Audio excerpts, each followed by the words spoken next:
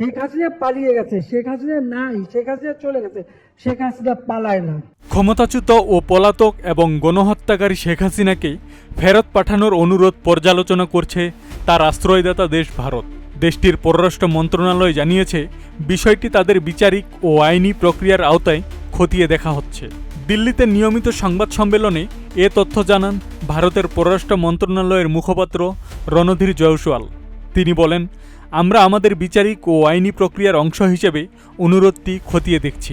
এর আগে গত ৮ এপ্রিল নয়াদিল্লিতে ভারতের পররাষ্ট্রমন্ত্রী এস জয়শঙ্করের সঙ্গে বৈঠকে বাংলাদেশের পররাষ্ট্রমন্ত্রী খলিলুর রহমান আনুষ্ঠানিকভাবে হাসিনাকে ফিরিয়ে দেওয়ার অনুরোধ জানান।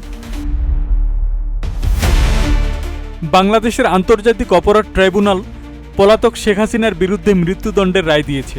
এই প্রেক্ষাপটে বিষয়টি দুই দেশের কূটনৈতিক আলোচনায় গুরুত্ব পেয়েছে।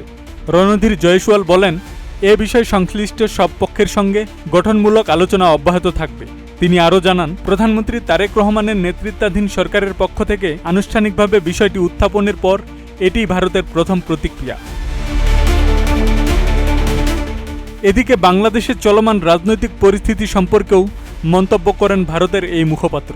তিনি বলেন, বাংলাদেশের সাম্প্রতিক ঘটনা প্রবাহ ভারত নিবিড়ভাবে পর্যবেক্ষণ করছে।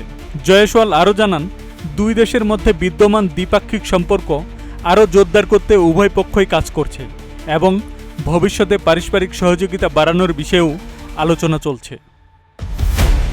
আব্দুস সালাম, প্রজন্ম 24।